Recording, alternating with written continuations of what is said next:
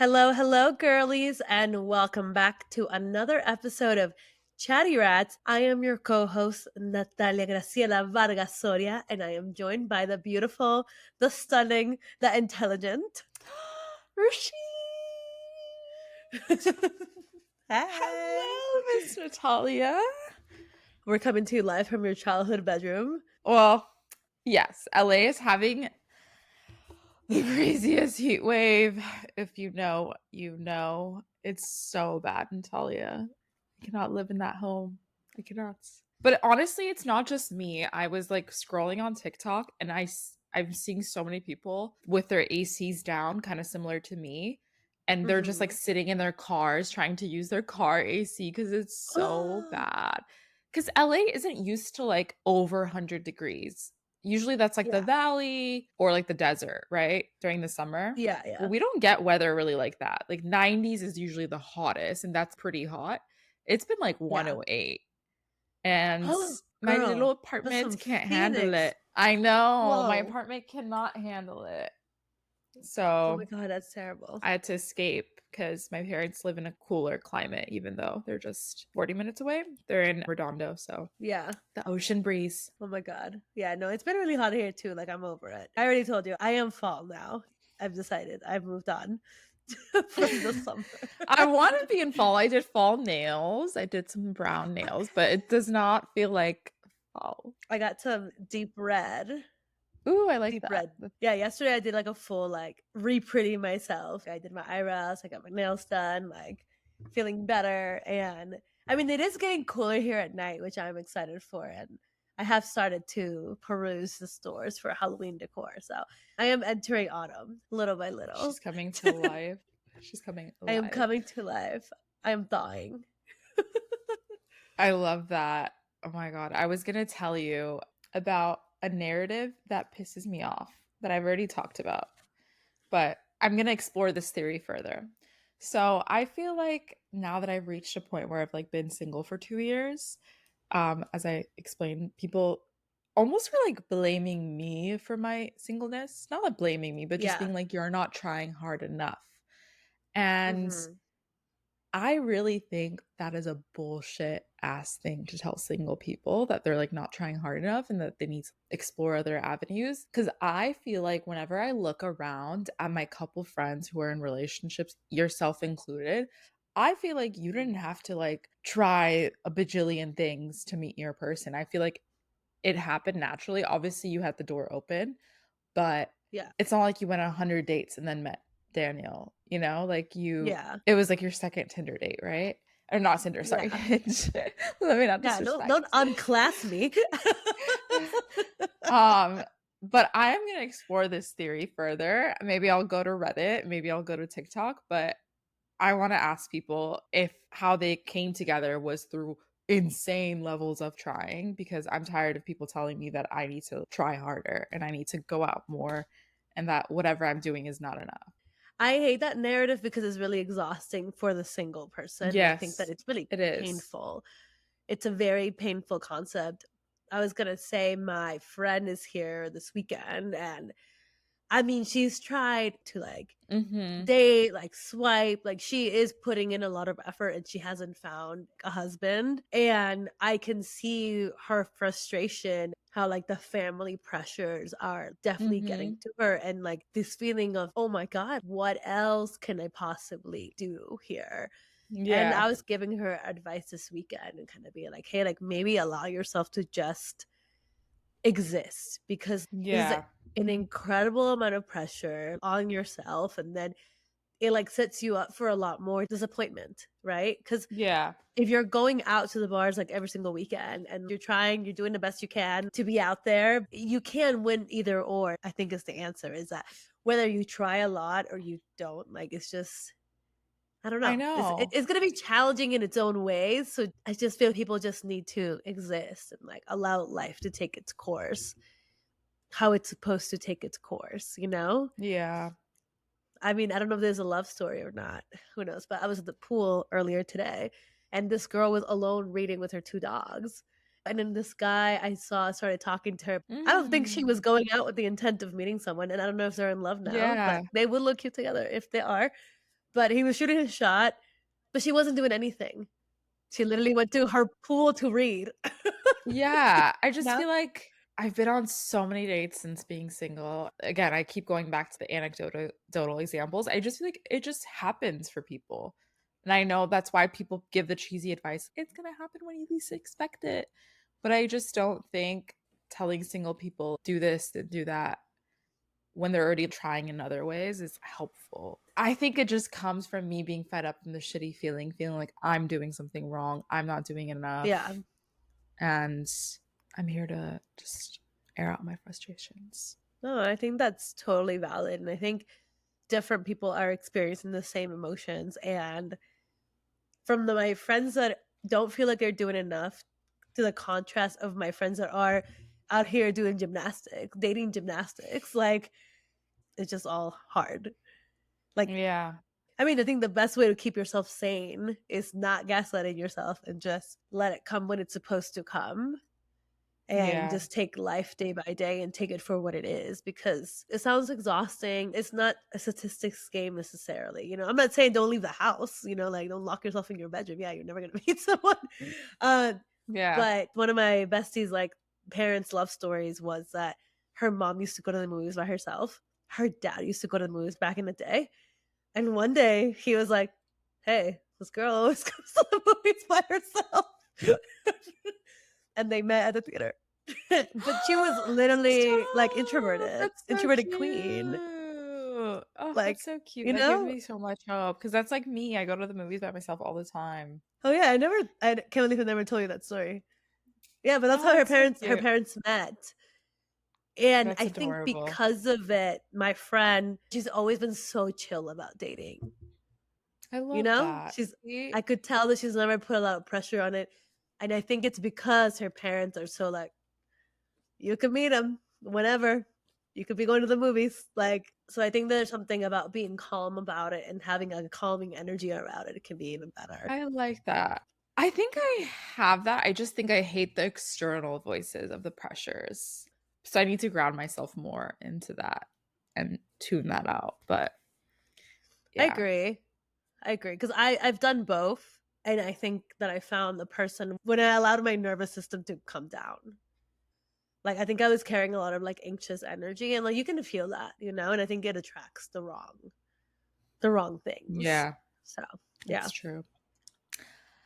Okay, so I have a fun hypothetical scenario for you. I want you to put on your imagination Okay, hat okay. because you're gonna really have to imagine because you are gonna be a single girl, single Natalia. So it is a night out. You and I are going out in LA and we meet this really hot tech billionaire that is famous. I don't think there is any currently, so we won't name any names. But just imagine who should you imagine?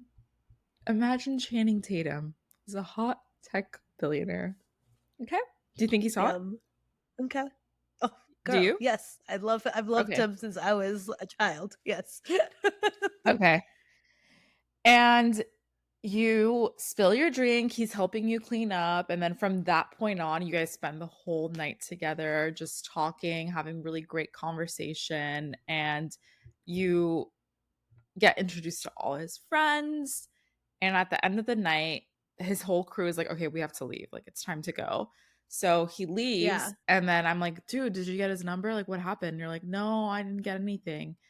And then he all of a sudden comes back. He's like, wait, this is crazy, but do you and like your friend want to come with me to my island? Everything's paid. Like, we're just going to go for a few days and we'll come back. What do you say? Oh my god. And he's in the public eye. So Oh my god. you've, Okay, okay. Because for initially, I was like, 21-year-old me, shoot, I'll get in the back of a weird van if a guy's hot. But now it's like, but 30-year-old me, I'm like a little more stranger danger. But if yeah. he is like well known, I would have the illusion of safety. So I think I would go. Plus, let's be real, I am Ted Mosby. I'm such a romantic. I would literally be like, I knew my moment was coming, and it was because it was gonna be a rich, amazing guy. It was all worth it. Yeah, yeah. Yeah, 100%. I'm too romantic to not attend, to not try to shoot my shot at love in the private island. That's literally me as well. I would be like, "I'm so down." Like, I think this is what being single is about. It's about having these, like, really for the plot type of situations that you probably won't have when you're taken. So I would be like, "I'm 100% going." But I just saw Blink twice, and that is the premise of the movie, going on this Okay. billionaire's island and what happens, right?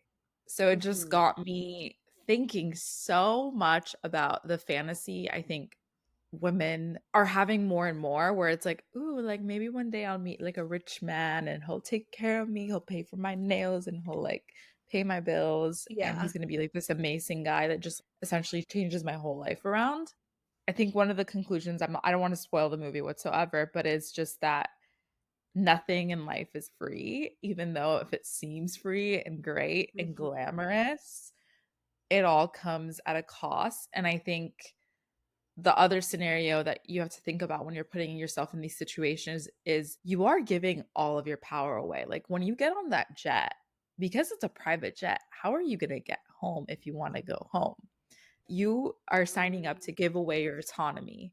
And Mm. I think that's a deeper thing of when you do meet this fantasy man that we kind of like fantasize about that's going to take care of all these things. How does that affect your power? Because ultimately like so much of life is about power. And that was like the whole dose of the feminist movement is like us getting our power, being able to vote, being able to, go into the workforce and Yeah. to not be reliant on men. That got my brain working and thinking about these power dynamics and how sometimes our fantasies of things are fantasies and they're not what they seem, because there's always a flip side to something that comes Yeah. easily or is free. And it also poses the question of like, you can't really have it all because that's just like not the nature of life. You Yeah. if you get one thing, you're gonna compromise another, and it's kind of like all about like what are you willing to compromise on? Is this worth the other thing? Um, so that's interesting. Oh, I like that. Okay, so you would go on the island as well, I but would, but after watching this movie, I feel like I've been thinking a lot more about it. How important autonomy is and yeah, how important your power is and how to make sure to not put yourself in situations where you are risking giving away your power, because once it's gone you can't really get it back if you're in a situation where you need it. okay, that's very interesting. Yeah, so thinking about like power dynamics and how Yeah. they affect our lives. Because I'm also like thinking about like, celebrities as well, right? Like you become famous, rich, but like you've lost the ability to human without a Yes. bodyguard, without privacy. Like your Yes. life is no longer fully your own, but you're an amazing, incredible movie star, or you're a singer, like super famous, but you've lost some autonomy there. So that was the price of fame. Yeah, Um, exactly. Like everything has a price. Like even they say like okay, like once you become a millionaire, a billionaire, like your problems just multiply, right? Like now yeah, you're getting sued. Like your problems are just bigger at that point. If yeah. that makes I need to give better examples, but what also had me thinking was when I was listening to Trevor Noah's podcast, who you come to love. Um about Tradwives and the popularity of that. Mhm. And that kind of like tied into this movie for me as well, because the concept of Tradwives is essentially like, okay, I'm going to give my economical power away to work in the home and essentially serve my family, my home Mhm. units. And that is being shown as this better alternative to being in the rat race and participating into the corporate ladder and things like that. Yeah. So I was like, that kind of tied into like the whole like, would you go on the jet in hopes of like this person changing your life? I Mm. see that sort of fantasy of what the trad wives is giving women, if that makes sense. Yeah, and So then I guess For context, if you happen to not know what a tradwife is, especially Oh, like on yes. TikTok, and examples like Nara's Myth, where it's like, oh, like my toddler wanted to have Pop Tarts for breakfast. So I decided to make it from scratch. And it's like, it almost feels like a satire, but whatever. So Yeah. there's a lot of people that are doing these videos and they go pretty viral. And they're not just going viral in like mom talk, it's like they're going viral like everywhere. I was gonna say to set a baseline for it, Tradwive stands for traditional wife, and it's gonna reference of what it would be to go back to being like a traditional wife who's the stay-at-home mom, but also runs the family unit at home Yeah. and like cooks, cleans, and essentially serves her husband, who's going to be the breadwinner. But I think what was really my favorite part of that episode, and like what I would love to talk about, is we can talk about how it's a good thing or a bad thing. Like, that's, I think, what everyone loves to talk about, how, like, oh, this is negative, this is a good influence. Like, is it going against feminism? Is it not? But I think the important question for not only like the rise of this fantasy for women, but also the rise of the fantasy of tradwives and this attraction to it is like, why is it happening? What's the Yeah. cause of us wanting to turn to this way of life? Yeah. And I think that obviously comes down to like, this isn't working. So Yeah. what let's look left and right, like what is working? 100%. I never thought I would like that kind of content, right? So I'm actually pretty shocked that I love it. And I think this whole boss babe movement, it's been cool and all, but I think that we're all faced with the realities of corporate life and how being a working woman plus having a baby, having a family is really hard. Like Mhm. the system is still not built for us, right? In the podcast, I talk about how like feminism has failed us, right? Like we don't have the good family leave in the US, for example. Like if you leave your job for a year because you want to take care of your baby, like now you've lost the position of director, of manager. You're set back as a woman. So it's one of those things that it's like very frustrating because we fought so hard to have all these rights and all these capabilities, but then here we are. You know, the second that we want to have a family, we're screwed, right? Like we Yeah. cannot do it without an incredible amount of exhaustion and incredible amount of effort. And for most women, it does become the choice of do I become a good mom and like just lose these ambitions, or do I want to keep being in this meat grinder over here? Now that I'm seeing a lot of people at my job having kids, having babies, I'm seeing it for the first time where like I relate to it because I'm like, I'm not that far away from this woman. Like I'm probably a Mhm. couple years away. And it Mhm. has, as of late, scared me a little bit because I see the struggle in these women that, essentially will be me one day. I'm like, oh, these women Yeah. are tired. Like they are exhausted. And it's very taken as like, oh, that's how it is. I'm like, this is insane. This is just how it is. Mhm. There's no balance. That's like an illusion as well. So I think that's why it's so attractive because it's like, I might as well. Like, if you can't beat him, join him, right? That's like the sentiment behind it. Yeah. And I think a lot of women like find themselves in the position of I'm working to pay for childcare. So does that even make sense? Is the math because there's not affordable childcare and also just doing double the work. So I think a interesting scenario they painted was there's this woman who's exhausted by the rat race. And once she's done with being at home with the kids and her husband and being at her job, all she has like energy for is scrolling on TikTok or Netflix.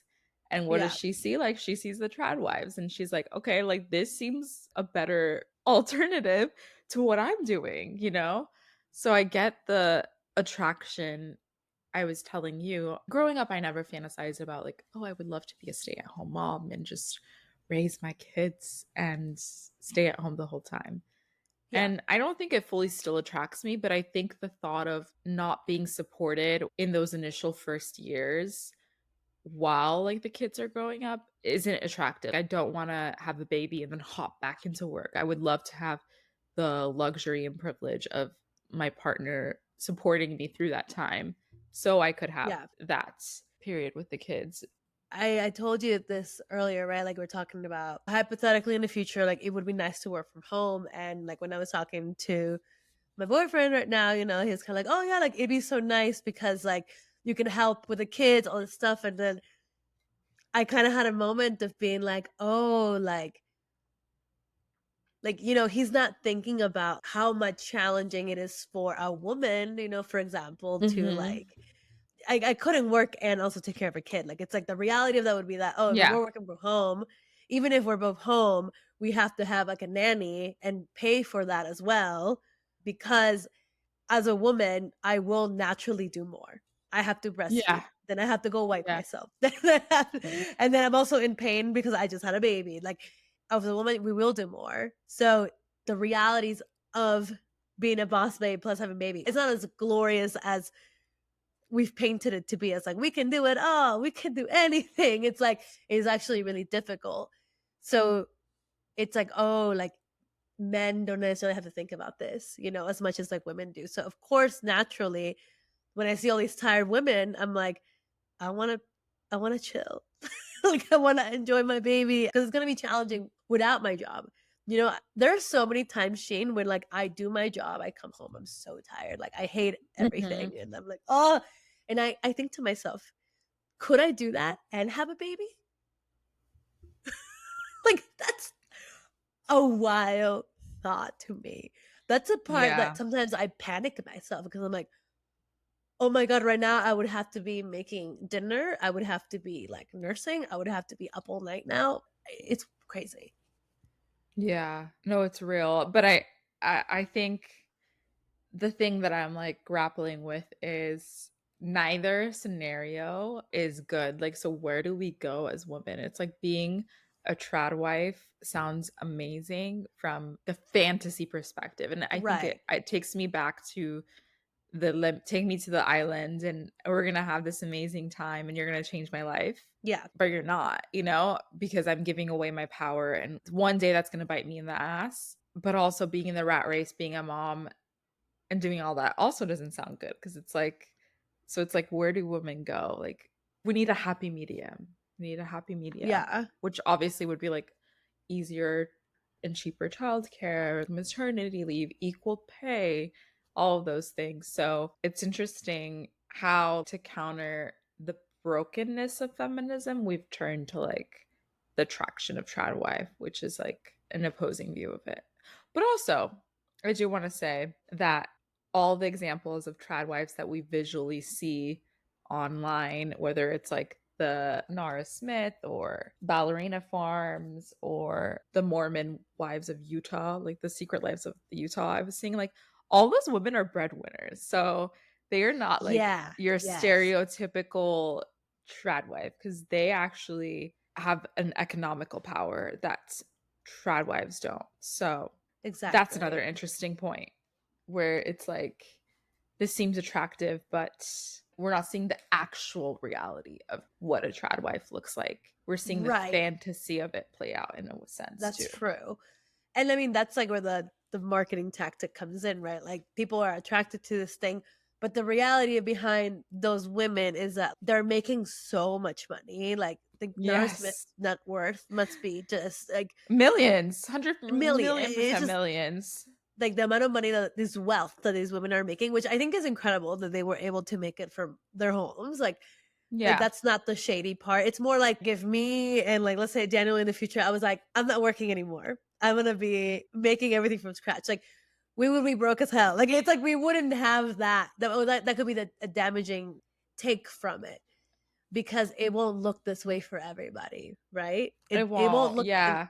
Especially because they are at such a different privileged perspective. Like Ballerina Farms, which is a famous Mormon housewife, her husband's family owns TAP, which is JetBlue and a bunch of other airlines. So they're like oh a wow. billionaire family. Yeah. And Nara Smith and Lucky Blue, like they're pretty famous models. So they Yeah, have the ability to almost live like a luxurious trad wife life, right, which is different than the exactly. reality of like a trad wife Yeah, and who's that's at something that's home. emphasized in the podcast too, which I love. Would real trad wives look at that content and be like, that's not real. That's not what it looks like. Yeah. Like, it's not glamorous at all. Like, I don't wake up at 5 a.m., put on a full glam, and then like start making dough. Like, Yeah. so it is good to know that they're selling a fantasy and like there are teams behind these people, right? Like, there's likely a nanny helping while they're out here making their beautifully shot videos, you know? Because you can't control a Supposedly kid they like, say they don't have nannies.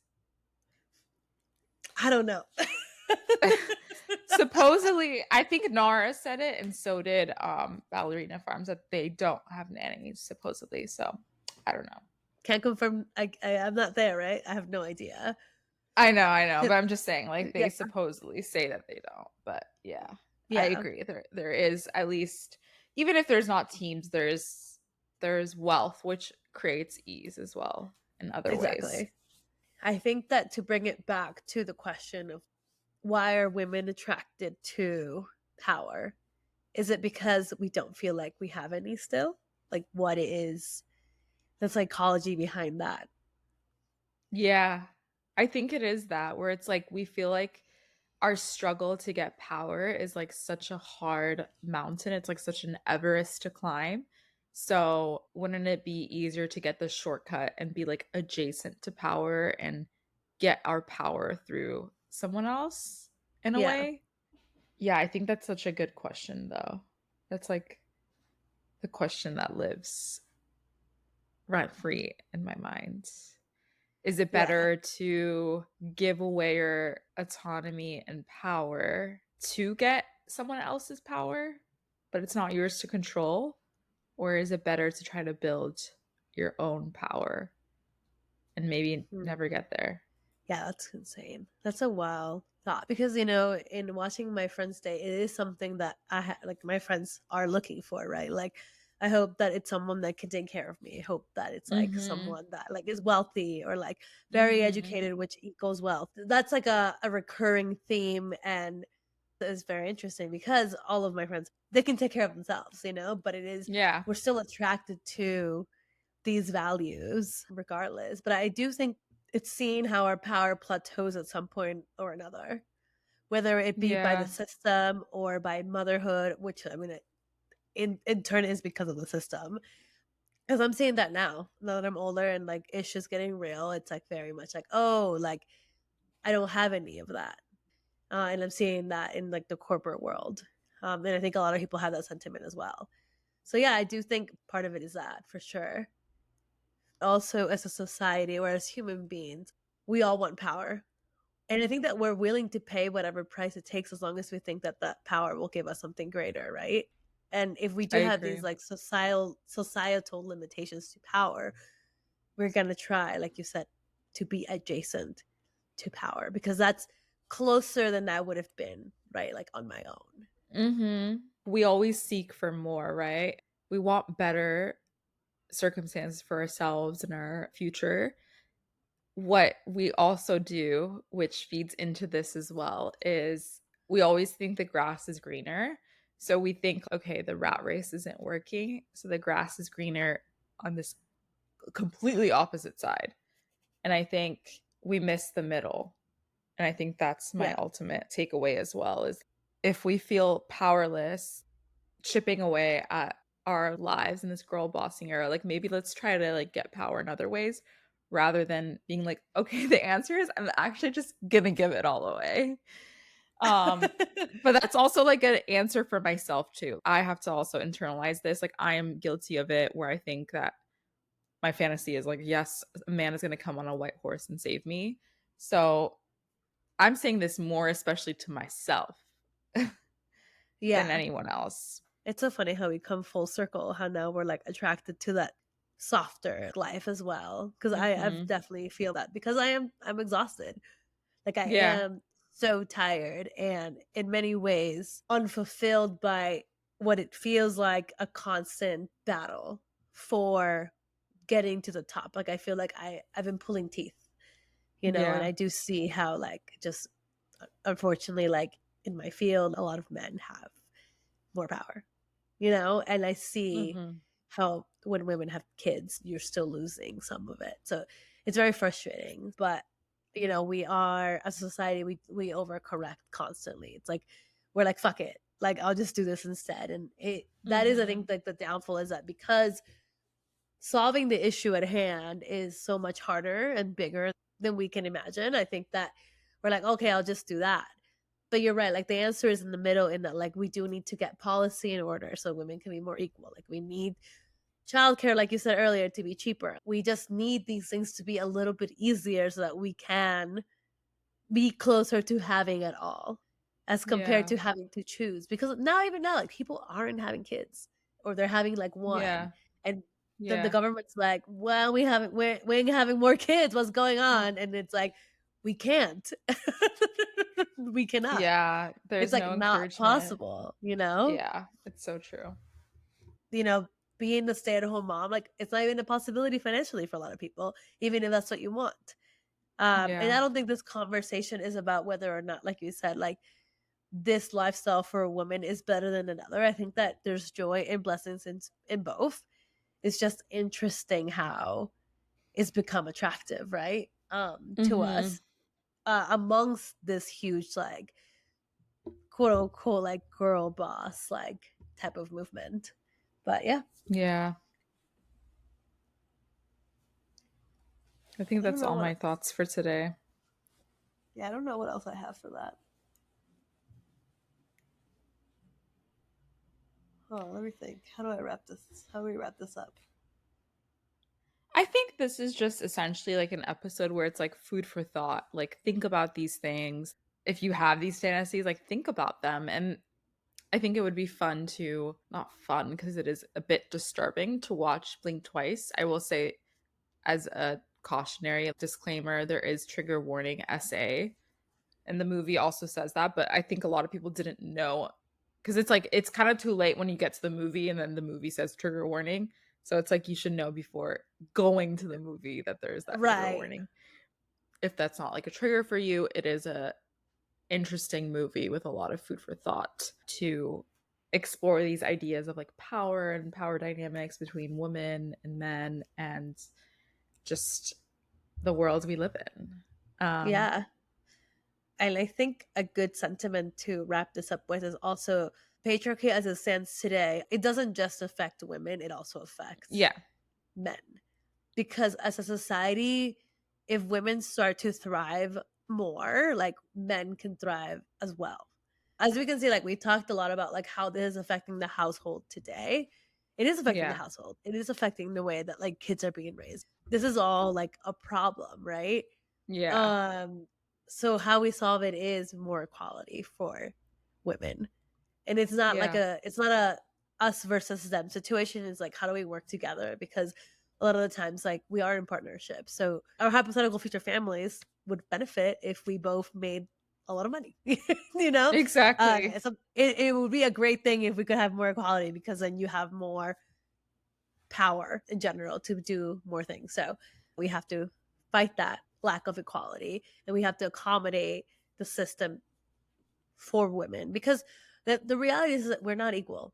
Like Mhm. it's just we have periods, we women, we bear kids, we get pregnant, like our bodies are essentially different. We have different hormones. Like to be a man and just feel the same for a full month, that must be crazy. Yeah. Whereas women, it's like we are different. I think how we create change is by having more women at the table so that we can bring about more change, right? Like a very simple thing that, for example, I'm doing at my job is that we try to host these like events. This might be a stupid tangent, but like happy hour is not like built for parents, right? So if you have a Mhm. networking event that's like at 6 p.m., you're excluding Mhm. like all parents out of the event. So then only the single people are getting to like thrive and benefit from that.